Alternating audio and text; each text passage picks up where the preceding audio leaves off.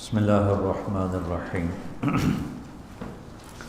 والصلاة والسلام علی رسولہ الکریم وعلی آلہ وصحبہ اجمعین اما بعد۔ جو کل ہم بات کر رہے تھے ہن لباس لکم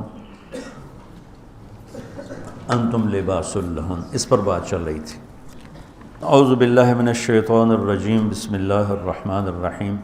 احل لکم لیلۃ الصیام الرفث الی نسائکم ہن لباس لکم وانتم لباس لہن علم اللہ انکم کنتم تختانون انفسکم فتاب علیکم وعفا عنکم فالآن باشروہن وابتغوا ما کتب اللہ لکم وکلوا واشربوا حتی یتبین لکم الخیط الابیض من الخیط الاسود من الفجر ثم اتموا الصیام الی اللیل ولا تباشروهن وانتم عاکفون فی المساجد تلک حدود اللہ فلا تقربوها كذلك یبین اللہ آیاتہ للناس لعلہم یتقون۔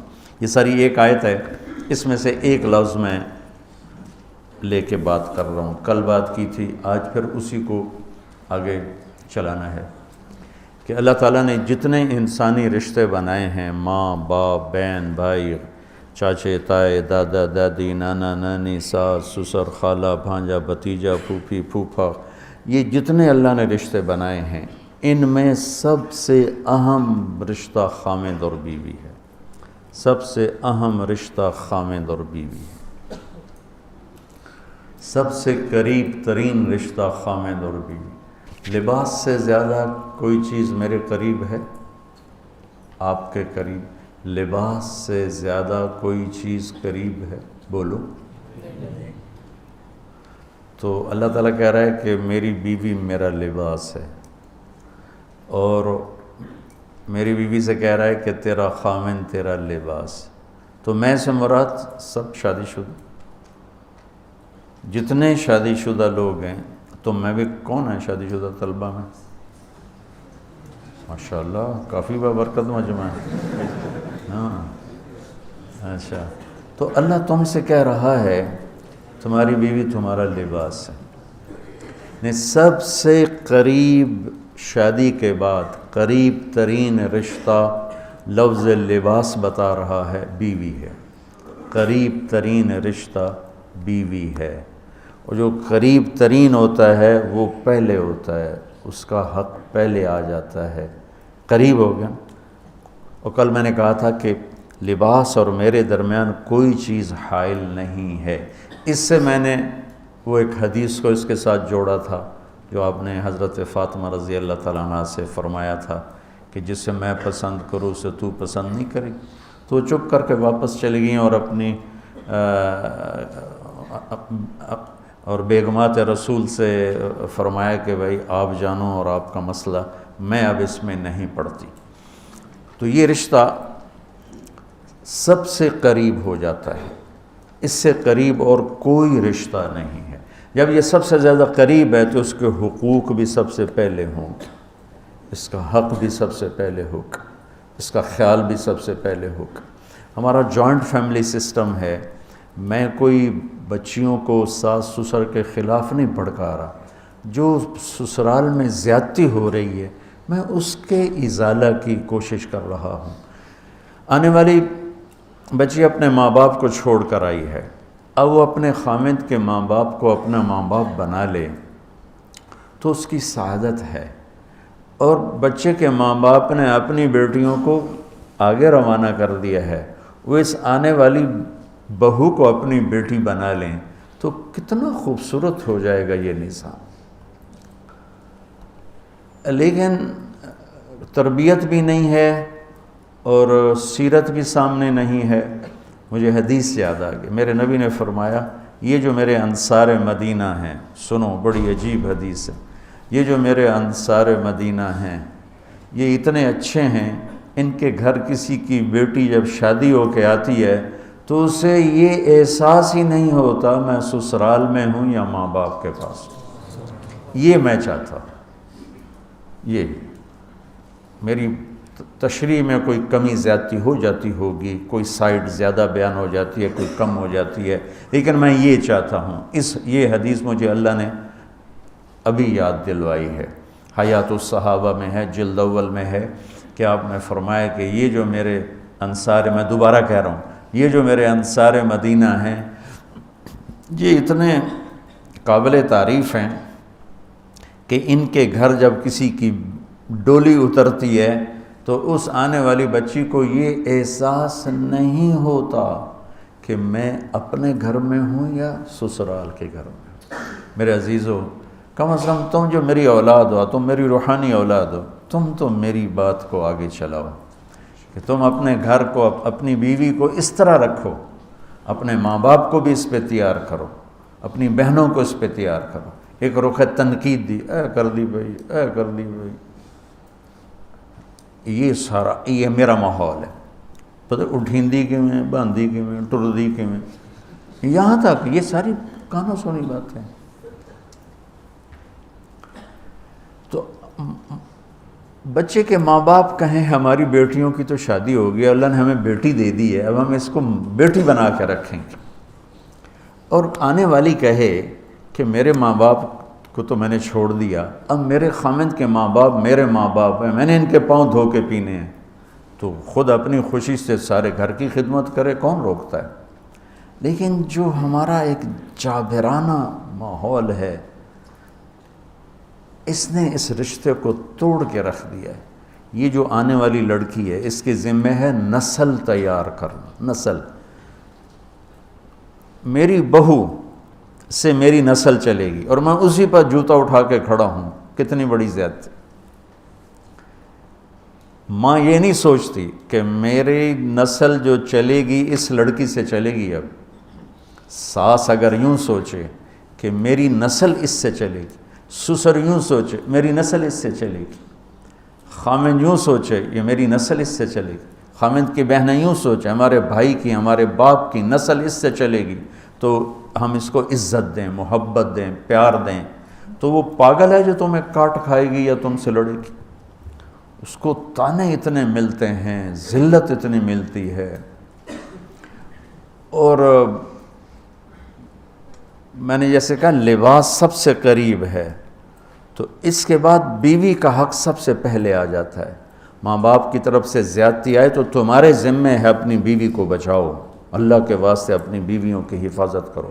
ہاں تمہاری بیوی کی طرف سے زیادتی آئے تو اللہ کے واسطے ماں باپ کی حفاظت کرو۔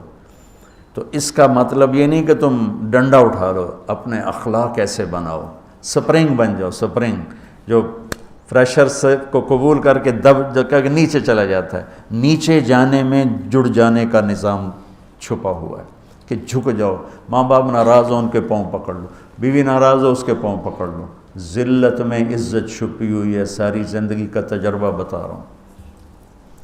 ذلت اللہ کی رضا کے لیے ذلت اٹھانے میں عزت چھپی ہوئی ہے۔ ہن لباس لکم، کتنا ہی مجھے غصہ چڑھا ہو میں اپنے کپڑے پھاڑوں گا، مجھے غصہ آ گیا میں نے اپنے کرتے پھاڑنے جو کسی یہ پاگل تو کرے گا، سمجھدار دوئے دا کرتا پاڑے گا، اپنا نہیں پاڑے گا۔ اب مجھے بیوی پہ غصہ چڑھ گیا تو میرا لباس ہے، اس کو تار تار کر دوں، گالیاں دوں، تھپڑ ماروں، تو ایسا ہی جیسے میں اپنے کرتے کو پھاڑ رہا اور اپنے کرتے کو تار تار کر رہا۔ بیوی کو غصہ چڑھے تو وہ اپنے کپڑے پھاڑتی ہے۔ کپڑوں کے لیے کتنے حفاظتی نظام ہیں، الماریاں بنی ہوئی ہیں اور ہینگر بنے ہوئے ہیں، کریز خراب نہ ہو۔ ایک چھوٹا سا بچہ ہے لیکن اپنے لباس کو کیسے حفاظت کر رہا ہے، کریز ٹھیک کر رہا ہے، سرانے کے نیچے رکھ رہا ہے اور اس کو صاف ستھرا رکھ رہا ہے۔ ہم کھاتے ہوئے کیا کرتے ہیں، آگے اگر کپڑے نئے پہنے ہوں تو آستینیں چڑھا لیتے ہیں کہ کہیں کوئی شوربہ کچھ سالن ادھر نہ لگ جائے، ادھر نہ لگ جائے، اور آگے ہم کیا کرتے ہیں، تولیہ رکھتے ہیں، نیپکن رکھتے ہیں، رومال رکھتے ہیں۔ بڑے بڑے ہوٹلوں میں جاؤ تو پہلے وہ ساتھ رکھا ہوتا ہے کہ کوئی کھانے کا ذرہ گرے، سالن کا کوئی قطرہ گرے تو آپ کے کپڑے خراب نہ ہوں۔ ہم کیچڑ میں جا رہے ہوں تو ہم اپنے پاؤں گندے کر لیتے ہیں، کپڑے گندے نہیں ہونے دیتے، اپنے شلوار اوپر کر لیتے ہیں، پتلون اوپر کر لیتے ہیں، پاجامہ اوپر کر لیتے ہیں۔ تو جب کہیں سے کوئی آنے لگے ایسی ناگواریاں تو اپنے اوپر لے لو، بیوی پہ نہ آنے دو۔ ہم کپڑا بچاتے ہیں یا پاؤں بچاتے ہیں؟ کپڑا بچاتے، شلوار اوپر ٹانگ لیتے ہیں، کرتے کو یوں سمیٹ لیتے ہیں. تو جتنا کیچڑ ہے حالات کا، واقعات کا، اخلاق کا، وہ کیچڑ اپنے اوپر لے لو، بیوی کو بچا لو. اور بیوی کیا کرے؟ وہ جتنا کیچڑ ہے حالات کا، واقعات کا، ناگواریوں کا، اپنے اوپر لے لے، خامد کو بچا لے. لباس کا اور کیا کام ہے؟ یواری سواتکم، یہ تمہارے عیب چھپاتا ہے. تو میرا کام کیا ہے؟ میں بیوی کی کمیاں چھپاؤں، ڈھنڈورا نہ پیٹوں. بیوی کا کام کیا ہے؟ خامد کی کمیاں چھپائے، ڈھنڈورا نہ پیٹے. دوسرا کام کیا ہے لباس کا؟ وریشہ، لباس مجھے خوبصورت بناتا ہے. یہ ایک واحد رشتہ ہے جو زندگی کو خوبصورت بناتا ہے. سب کچھ ہو، بیوی نہ ہو تو تنہائی کا احساس مار دیتا ہے. اس سے ایک اور مطلب نکلتا ہے کہ لباس کے بغیر ایک لمحہ گزارا نہیں. سارا دن پانی نہیں پیتے ہیں نا، اب میں بیان میں پانی پی رہا ہوں، لیکن 16 گھنٹے تو گزارے ہیں نا، پانی نہیں پیا، کھانا نہیں کھایا. 16 سیکنڈ لباس کے بغیر گزار سکتے ہیں؟ بولو. کوئی بھی کمرے میں نہ ہو، تم تنہا ہو، تم کپڑے اتارو تو تم اپنے آپ کو عجیب فیل کرو گے. تم خود اپنے آپ کو چادر میں چھپانے کی کوشش کرو گے. ان لباس ایک ایسی زبردست ضرورت ہے بلا دلیل کہ تم تنہا کمرے میں بھی کپڑے اتارو تو تم اپنے آپ کو عجیب سا محسوس کرتے ہو. اس سے پتہ چلا کہ بیوی کے بغیر کوئی زندگی نہیں ہے اور خامد کے بغیر عورت کی کوئی زندگی نہیں ہے. یہ ہمارا بدبخت معاشرہ ہندی کہ کسی بچی کو طلاق ہو جائے وہ گل سڑ کے مر جاتی، اس کی شادی نہیں ہوتی. کوئی جوان بچی بیوہ ہو جائے وہ سسک کے مر جاتی، اس کی شادی نہیں ہوتی. کوئی 40-50 سال کا ہو جائے مرد، اس کی بیوی مر جائے، کوئی اس کو لڑکی دینے کے لیے تیار کوئی نہیں. اور لباس کا لفظ بتاتا ہے کہ شادی کے بغیر انسان ننگا ہے، اور ننگے انسان کا کوئی کہیں بھی گزارا نہیں ہے. لفظ لباس بتاتا ہے کہ ہم اس چیز کو رواج دیں کہ شادیاں ہوں، بیوہ کی شادی ہو، مطلقہ کی شادی ہو، کوئی کس کی بیوی مر جاتی ہے. حضرت ابن مسعود کا فرمان ہے اگر میری موت میں 10 دن باقی ہوں تو بھی میں شادی کر لوں گا اگر میری بیوی مر جائے تو. ابو ہریرہ کہتے ہیں اگر میری زندگی میں 7 دن باقی ہوں اور میری بیوی مر جائے تو میں 1 ہفتہ بھی شادی کے بغیر نہیں رہوں گا، میں شادی کر لوں گا. تو ہم ایک ہندی معاشرے سے متاثر ہیں جہاں بیوہ کی کوئی سنوائی نہیں، مطلقہ کی کوئی سنوائی نہیں، اور کوئی جوان بھی 2-4 بچے ہیں اور بیوی مر جائے تو اس کی کوئی شادی نہیں ہے. وہ سسک کے وہ بلک کے زندگی گزارتے ہیں. ہم لوگ اس کو رواج دیں. لباس، لفظ لباس بتا رہا ہے کہ جیسے لباس کے بغیر ایک لمحہ آدمی چین سے نہیں بیٹھ سکتا، ایسے ہی اس رشتے کے بغیر زندگی میں کوئی خوبصورتی نہیں، کوئی حسن نہیں ہے. ہن لباس لکم انتم لباس لہن. تو لباس کیا کرتا ہے؟ زیب و زینت. لباس کیا کرتا ہے؟ عیب چھپاتا ہے. لباس کیا کرتا ہے؟ خوبصورت بناتا ہے. تو اس رشتے کو خوبصورت بنانا ہے بیوی خامند کے لیے، خامند بیوی کے لیے. کس طرح یہ رشتہ خوبصورت بنے گا؟ اچھے اخلاق کے ساتھ. اچھے اخلاق کے ساتھ. اگر گھر والوں کے اخلاق اچھے ہوں، وہ بچی ساس سسر کو ماں باپ بنا لے، ساس سسر بچی کو ماں باپ بنا لیں، خامند بیوی کو ہتھیلی کا چھالا بنا لے، بیوی خامند کو ہتھیلی کا چھالا بنا لے. میں قربان جاؤں اپنے نبی پر. ساری کائنات کو نور ایمان دینے والی ہستی، اور حضرت عائشہ رضی اللہ عنہ کو لقمے بنا کے کھلا رہے ہیں. کمال. حضرت عائشہ رضی اللہ تعالیٰ عنہ وہ بڑی بڑی بوٹیاں ہوتی تھیں نا، وہ اٹھا کے ایسے نوچتیں اور پھر رکھ دیتیں، روٹی کا ٹکڑا اٹھاتی. میرے نبی وہی بوٹی اٹھاتے جہاں حضرت عائشہ نے نوچا ہوتا تھا، وہیں دکھا کے کرتے تھے ان کی محبت کو لینے کے لیے. اور ہمیں سکھانے کی۔ تو حضرت عائشہ رضی اللہ تعالیٰ عنہ گلاس اٹھاتی اور یہ پیا، یہ رکھا۔ میرے نبی اٹھاتے اور جہاں حضرت عائشہ کے ہونٹ لگے ہوتے تھے وہاں ہونٹ رکھ کے، یہ زندگی سکھائی ہے۔ یا عائشو، کیا محبت سے بولا عائشہ نے، یا عائشو یا حمیراء، عائشہ آؤ دوڑ لگائیں۔ عائشہ مجھے پتہ چل جاتا جب تو میرے اوپر ناراض ہوتی ہے۔ حضرت عائشہ نے کہا وہ کیسے؟ کہ جب تو میرے اوپر ناراض ہوتی ہے نا تو یہ نہیں کہتی مجھے رب محمد کی قسم، تو کہتی مجھے رب ابراہیم کی قسم۔ جب تو میرے اوپر راضی ہوتی ہے تو کہتی ہے مجھے رب محمد کی قسم، اور جب تو میرے اوپر ناراض ہوتی ہے تو کہتی مجھے رب ابراہیم کی قسم۔ کہ یا رسول اللہ صلی اللہ علیہ وسلم نام ہی آپ کا نہیں لیتی، میرا تو دل آپ پہ کیا، میری جان قربان ہے آپ پر۔ عرب کے ماحول میں اظہار عشق عیب تھا بیوی سے، ہاں معشوق سے اظہار عشق ساری شاعری بھری پڑی، لیکن بیوی سے اظہار عشق عیب، موت۔ اس ماحول میں جس میں بیوی سے اظہار عشق ایک عیب تھا اور معشوق سے اظہار عشق شاعری بھری پڑی ہے، عرب کی شاعری بھری پڑی ہے عشق و معشوقی سے۔ اس ماحول میں میرے نبی سے ایک شخص کہتا ہے یا رسول اللہ من احب الناس الیک، آپ کو سب سے زیادہ کس سے پیار ہے؟ بھری محفل ہے، مسجد الگ نہیں کہ یوں کر کے پوچھ رہا ہو، بھری محفل میں آپ سب سے زیادہ کس سے پیار کرتے ہیں؟ تو آپ نے زور سے کہا عائشہ سے۔ اللہ اکبر، اللہ اکبر، ہائے ہائے ہائے ہائے ہائے۔ وہ تو ہل گئے، وہ کہنے لگے، ان کی تو سمجھ میں نہیں آئی بات، تو انہوں نے کہا یا رسول اللہ میرا مطلب ہے مردوں میں آپ کس سے زیادہ پیار کرتے؟ تو آپ کو اندازہ ہو گیا بھائی کیوں یہ پوچھ رہا ہے، اس کو ہضم نہیں ہوا جواب، تو آپ نے کہنا تھا ابو بکر سے، تو آپ نے فرمایا مردوں میں عائشہ کے ابا سے، ابوہا عائشہ کے ابا سے۔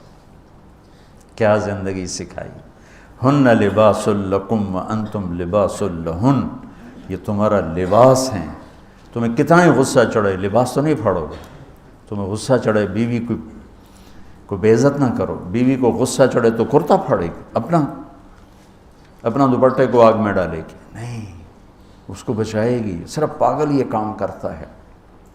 اسی ایک لفظ لباس کے اندر زندگی گزارنے کا پورا طریقہ موجود ہے، اور اسی کے اندر بیواؤں کی، مطلقہ کی، رنڈوے کی شادی کا اشارہ خوبصورت موجود ہے کہ لباس کے بغیر تو ایک لمحہ انسان نہیں گزار سکتا، تو اس کو رواج دینا یہ ہمارے ذمے ہے، اور اپنے نبی کی معاشرت کو بتانا یہ ہمارے ذمے ہے۔ ہم تو ان مسائل میں پڑ گئے جن کا نہ جنت سے تعلق ہے نہ جہنم سے تعلق ہے، الٹا وہ مسائل جس میں زیادہ اختلاف ہے اس میں زیادہ بولنا، زیادہ تقریریں کرنا، اس چیز نے ہمیں اپنی منزل سے بہت دور کر دیا، ہم کھو گئے ہیں، کہیں اور چلے گئے ہیں۔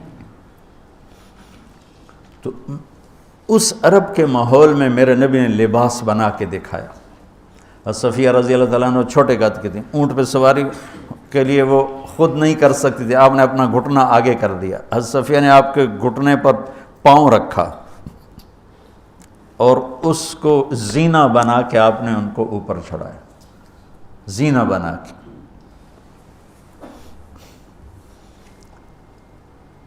جہاد کے سفر سے واپسی ہو رہی ہے، سب صحابہ سے کہا آگے نکل جاؤ، سب آگے نکل گئے، اتنا نکلے کہ غائب ہو گئے، نظر نہیں آ رہے، تو آپ نے کہا عائشہ دوڑ لگائیں، اللہ، عائشہ دوڑ لگائیں، ہم نے کہا جی لگائیں، تو حضرت عائشہ فرماتی ہیں میں نے دوڑ لگائی، میں آگے نکل گئی، آپ پیچھے رہ گئے۔ کچھ سال گزر گئے، جہاد کے سفر سے واپسی ہو رہی، آپ نے کہا عائشہ دوڑ لگائیں، میں نے کہا جی لگائیں، چلو بھائی آگے چلے جاؤ، سب آگے چلے گئے، غائب ہو گئے، تو کہنے لگے میں نے دوڑ لگائی، میں موٹی ہو گئی تھی، میں پیچھے رہ گئی، آپ آگے نکل گئے، تو آپ نے کہا حاضی بتلک، اب ہمارا تیرا حساب برابر ہو گیا۔ آپ بچوں زندگی تو پڑھو کہ تمہارے نبی نے کیا خوبصورت زندگی گزاری ہے۔ ایک صحابی کہتے ہیں دائم الفکرہ متواصل الاحزان، کیسے تھے ہمارے نبی؟ تو وہ جواب دیتے ہیں بڑے غمگین، بڑے فکر مند۔ ٹھیک ہو؟ یہی سوال ایک شخص حضرت عائشہ سے کرتا ہے کیسے تھے ہمارے نبی؟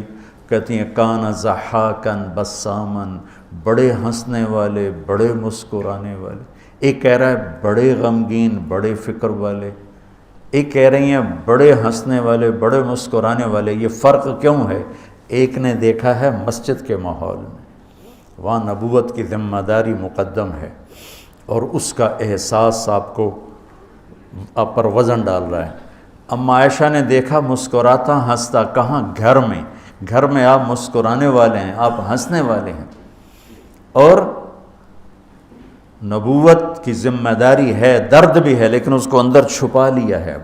اب بیگم کو ہنس کے دکھا رہے ہیں، خوش ہو کے دکھا رہے ہیں، اور ان کے ساتھ لاڈ کر رہے ہیں، ان کے ساتھ پیار کر رہے ہیں۔ جہاد کا سفر ہے، جہاد کا، اور سفر کے لیے تیاری کا اعلان اور کوچ کا اعلان۔ حضرت عائشہ اونٹنی پہ بیٹھیں، گلے میں دیکھا ہار کوئی نہیں، کہا یا رسول اللہ میں تو نہیں جاؤں کہ میرا ہار گم ہو گیا، میرا ہار پہلے ڈھونڈوائیں۔ سارے لشکر کو ہار پہ لگا دیا۔ آپ کہتے تیرا دماغ خراب ہے؟ میں جہاد میں ہوں، تیرے لاڈ اٹھاؤں اور تیرے ہار کے پیچھے میں سفر کینسل کروں؟ چلو چلو۔ آپ نے کہا چلو بھائی عائشہ کا ہار ڈھونڈو۔ سارے ہار ڈھونڈنے میں لگ گئے، سارے۔ یہ میں کہاں سے کوئی میں فرضی کس سے بیان کر رہا ہوں؟ گھڑ گھڑ کے بیان کر رہا ہوں؟ تمہیں اپنے حبیب کی سیرت سے اٹھا کے دے رہا ہوں۔ کوئی آپ کسی سیر پہ نہیں نکلے تھے کہ کوئی بات نہیں سفر کینسل کرو، جہاد کا سفر ہے، اور آپ کہہ رہے ہیں عائشہ کا ہار ڈھونڈو۔ آپ دیکھ رہے تھے کہ آگے عورتوں کے ساتھ کتنے کتنے ظلم ہوں گے۔ تم کو بھی سنو ان کی چیخیں اور آہیں جو میں سنتا ہوں، تمہارے کلیجے پھٹ جائیں کہ کس قدر ظلم ہے۔ اور تمہیں عجیب بات بتاؤں، یورپ میں نظر آتا ہے عورت بڑی آزاد ہے، یورپ کی عورت پر یہاں سے بھی زیادہ ظلم ہوتا، دیکھنے میں وہ آزاد نظر آتی، لیکن اوف اللہ اللہ۔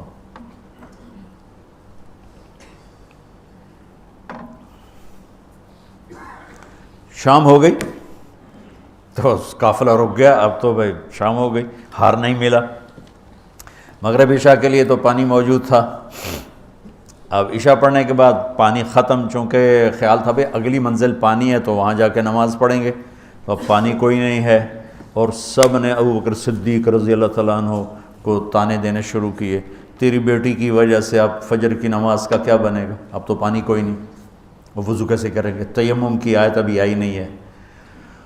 تو حضرت ابو بکر صدیق کو غصہ چڑھا، وہ گئے اللہ کے نبی کے خیمے میں، وہ تو باب تھے، تو آگے اللہ کے نبی حضرت عائشہ کی گود میں سر رکھے سو رہے تھے، حضرت عائشہ یوں بیٹھی ہوئی تھی۔ تو اب کیا کریں، وہ سوئے ہوئے ہیں تو بول تو سکتے ہی نہیں، تب وہ چہرے سے ان کو ڈانٹ رہے ہیں۔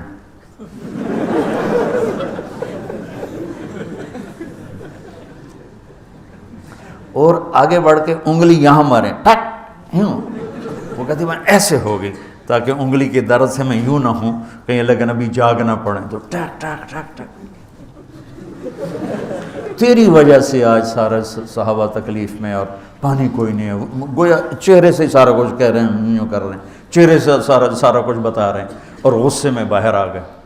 اللہ کے نبی کی آنکھ کھلی، پتہ چلا پانی کوئی نہیں، نماز کا ٹائم ہے۔ اللہ نے کہا چلو فتیمموا صعیدا طیبا، چلو بھائی مٹی سے تیمم کرو، ہم نے تمہیں پانی سے بھی بے نیاز کر دیا۔ تو پھر سعد بن عبادہ کہنے لگے ابو بکر تیرے گھرانے کی یہ پہلی برکت تھوڑا ہی ہے، اور بھی بڑی برکتیں پہلے ملی ہیں۔ پہلے سب ناراض ہو رہے تھے، پھر سارے خوش ہو گئے کہ یہ کیا مل گیا، اللہ نے ہمیں تیمم دے، کسی امت کو تیمم نہیں ملا۔ دیکھو نا، یوں کر کے کر لو، اس سے کوئی پاک ہوتا ہے، اور پھر یوں ایسے کر لو، چلو بھائی غسل سے بھی فراغت ہو گئی، پانی کوئی نہیں ہے، تمہیں غسل کی ضرورت پڑ گئی ہے، تو اتنا ہی کام ہے، ضربتان حضرت عمار بن یاسر نیا نیا تیمم کا حکم آیا تھا، پتہ تھا نہیں کیسے کرنا ہے، تو وہ سفر میں تھے تو ان کو ضرورت پڑ گئی نہانے کی. ان کا اب وضو کے لیے تو تیمم ہے بھئی، یوں کر لو، لیکن نہانے کے لیے تو تیمم کیسے کروں گا؟ تو سارے کپڑے اتار کے ریت پہ کبھی یوں لوٹ رہے، کبھی یوں ہو رہا، کبھی یوں ہو رہا. تھے بھی بڑے لمبے چوڑے عمار بن یاسر، آ کر کہنے لگے یا رسول اللہ آج میں نے یوں تیمم کیا. آپ نے کہا انما یکفیک ضربتان، ارے وہاں بھی تجھے 2 ضربیں ہی کافی تھیں، یہ اور یہ.